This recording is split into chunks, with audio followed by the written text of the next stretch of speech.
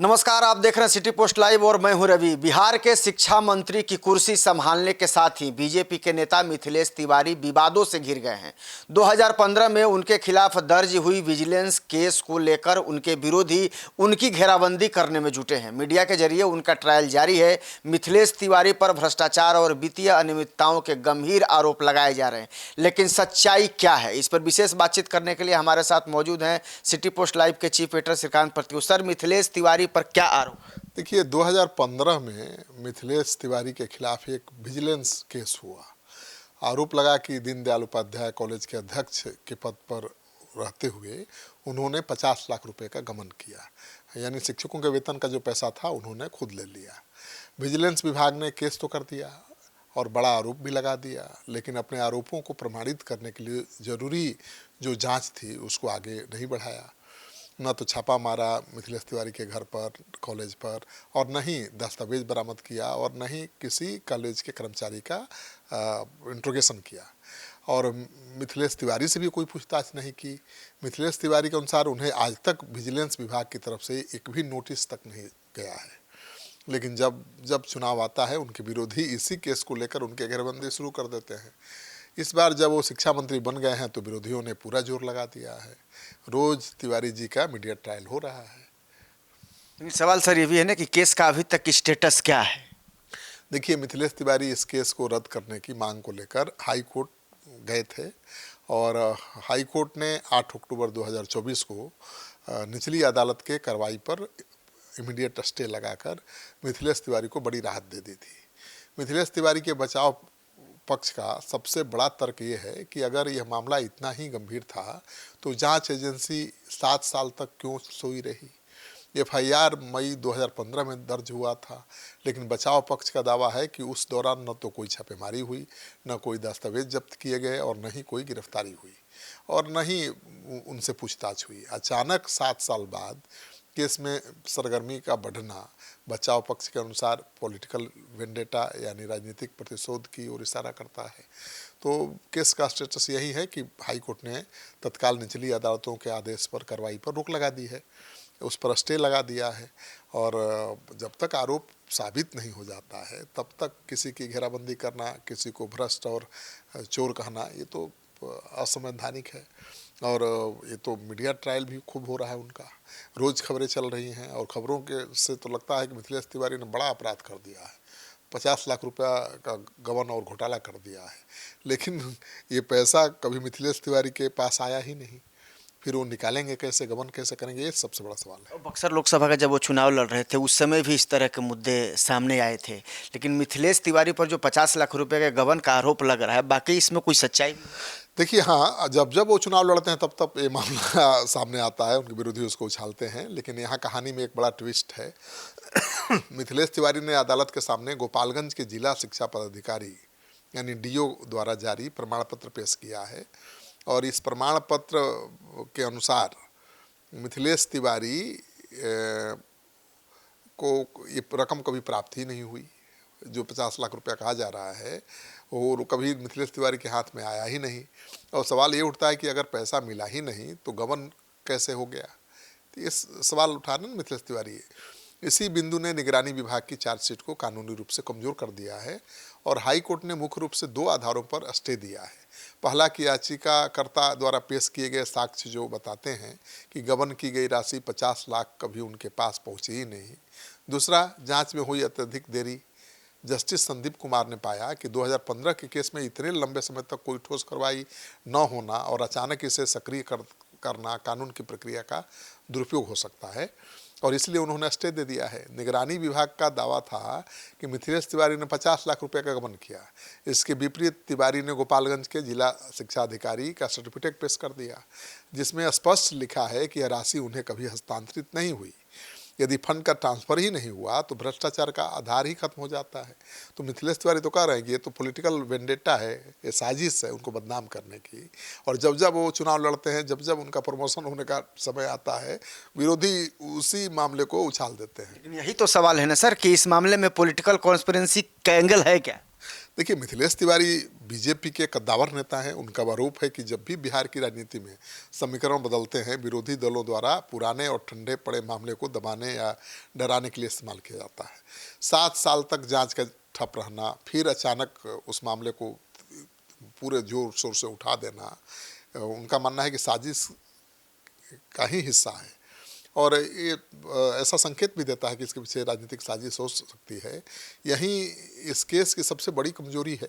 Defence का कहना है कि यदि पूरी जांच के दौरान निगरानी विभाग ने किसी भी कॉलेज कर्मचारी या शिक्षा विभाग के बड़े अधिकारियों का बयान दर्ज नहीं किया जो मिथिलेश तिवारी की संलिप्तता की पुष्टि करता हो, बिना गवाहों और बयानों के यह केस केवल कागजी दावों पर टिका हुआ है, तो मिथिलेश तिवारी तो एकदम कह रहे हैं कि आरोप साबित हो गया तो राजनीति से ही संन्यास ले लेंगे। लेकिन इस तरह से मीडिया ट्रायल जो चल रहा है तो मीडिया को भी वो नोटिस देने की हिदायत दे रहे हैं। लेकिन सर, अब जब ये हो हल्ला हो रहा है, मीडिया ट्रायल चल रहा है, तो अब सवाल ये भी उठता है कि हाई कोर्ट के स्टे ऑर्डर के बावजूद मिथिलेश तिवारी का मीडिया ट्रायल क्यों चल रहा है? हाँ बिल्कुल, वही मिथिलेश तिवारी कह रहे हैं कि जब हाई कोर्ट ने स्टे लगा दिया है, उन पर आरोप जो लगाए गए वो सिद्ध नहीं हुए हैं, फिर मीडिया ट्रायल क्यों हो रहा है? पटना हाई कोर्ट के जस्टिस संदीप कुमार ने इस मामले में स्टे देकर ये साफ कर दिया है कि प्रथम दृष्टया इस केस की कानूनी बुनियाद में कहीं न कहीं गंभीर खामियां हैं।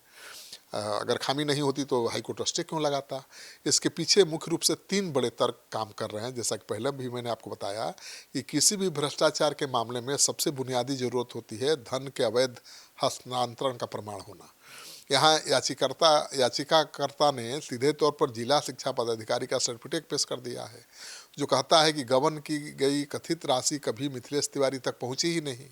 कानून के सिद्धांत के अनुसार यदि कॉर्पस डेलिक्टी मैंने अपराध का मुख्य आधार यानी धन का लेन देन ही संदिग्ध है तो कार्रवाई जारी रखना अभियुक्त के अधिकारों का उल्लंघन भी है। और इसी को आधार बनाकर मिथिलेश तिवारी हाईकोर्ट में गए थे और उन्हें हाईकोर्ट ने राहत दी है। भारतीय न्यायपालिका में यह माना जाता है कि कानून सक्रिय लोगों की मदद करता है, सोने वालों की नहीं। जब 2015 में एफआईआर दर्ज हुई तो जांच एजेंसी 7 साल तक चुप क्यों रही?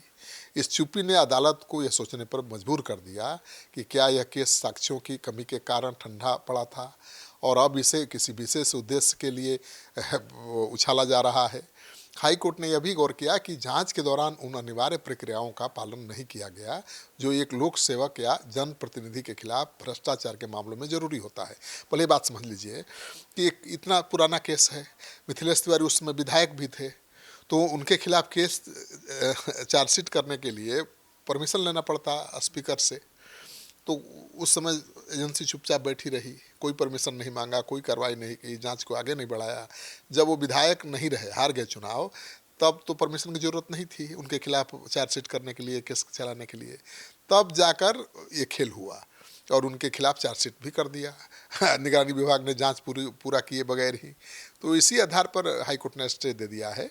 लेकिन अब 50 लाख का गबन बनाम डीओ का सर्टिफिकेट, इस केस की सबसे बड़ी तकनीकी पहेली क्या है?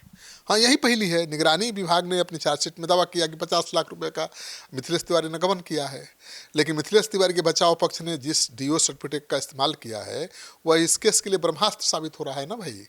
गबन तभी साबित हो सकता है ना जब पैसा आरोपी के नियंत्रण में आया हो। यदि शिक्षा विभाग के रिकॉर्ड खुद ये कह रहे हैं कि राशि आवंटित तो हुई लेकिन मिथिलेश तिवारी के व्यक्तिगत या कॉलेज खाते में ट्रांसफर नहीं हुई, तो विभाग को यह साबित करना होगा ना कि पैसा गया कहाँ। एक तरफ निगरानी विभाग की केस डायरी है और दूसरी तरफ शिक्षा विभाग के आधिकारिक प्रमाण पत्र। जब एक ही सरकार के 2 विभाग अलग अलग बातें करते हैं तो लाभ हमेशा आरोपी को ही मिलेगा। हाई कोर्ट ने इसी तकनीकी विरोधाभास को भांप लिया जो इस पूरी एफआईआर की वैधता को खतरे में डालता है। तो मिथिलेश तिवारी सीना ठोक रहे हैं, कहाँ उनकी चिंता बढ़ी है। लेकिन अब इस मामले में आगे क्या होने वाला है? देखिए, मुझे लगता है कि कुछ नहीं होने वाला है। जो विरोधी सोच रहे हैं कि उनकी मंत्री की कुर्सी खतरे में पड़ जाएगी, वो बेकार सोच रहे हैं। हर बार चुनाव में उठाते रहे हैं इसी मामले को, कहाँ उनका टिकट कटा, कहाँ उनके खिलाफ कोई कार्रवाई हुई। देखिए, पटना हाई कोर्ट ने 4 सप्ताह बाद की तारीख तय की है इस केस की सुनवाई की। अब सारा दारोमदार निगरानी विभाग पर है कि वह कोर्ट के सामने ये साबित करे कि उनके पास तिवारी के खिलाफ ठोस सबूत क्या है। यदि विभाग संतोषजनक उत्तर नहीं दे पाता है तो हाई कोर्ट इस एफआईआर को हमेशा के लिए क्वेश कर सकता है, रद्द कर सकता है। और इसी की मांग को लेकर मिथिलेश तिवारी हाई कोर्ट गए हैं। कानून कहता है कि देरी से मिला न्याय न्याय न मिलने के बराबर है। लेकिन यहाँ तो 7 साल की देरी ने खुद न्याय की मंशा पर सवाल खड़े कर दिए हैं। हाईकोर्ट का यह स्टे मिथिलेश तिवारी के लिए एक बड़ी ऑक्सीजन की तरह है, लेकिन क्या निगरानी विभाग अगली सुनवाई में कोई छुपा हुआ पत्ता खोलेगा? क्या मिथिलेश तिवारी के भ्रष्टाचार का सबूत दे पाएगा, या फिर यह केस भी राजनीति की भेंट चढ़कर फाइलों में दब जाएगी? ये सवाल बड़ा है ना। तो मुझे नहीं लगता है कि इस मामले में कुछ बिगड़ने वाला है मिथिलेश तिवारी का, और मिथिलेश तिवारी को कोई नुकसान होने वाला है। उल्टे वो चर्चा में आ गए हैं। अब देखिए, मंत्री तो कितने बने हैं, कहाँ किसी की चर्चा हो रही है, और मिथिलेश तिवारी के विरोधियों ने ही मिथिलेश तिवारी को और बड़ा नेता बना दिया। तो जो जितना बड़ा विरोध उतना बड़ा नेता। तो मिथिलेश तिवारी को तो टेक्निकली कोई नुकसान नहीं हो रहा है, उनके खिलाफ आरोप ही सिद्ध नहीं हो रहा है, फिर भी वो चर्चा में है विरोधियों के कारण, और ये चर्चा उनको बड़ा बना रही है, क्योंकि भाई अब उनके खिलाफ कार्रवाई तो हो नहीं पाएगी। प्रमाण दीजिएगा ना, सबूत दीजिएगा ना भाई घोटाले का। अब वो चेयरमैन थे, चेयरमैन को अधिकार ही नहीं है कि वो चेक पर साइन करें।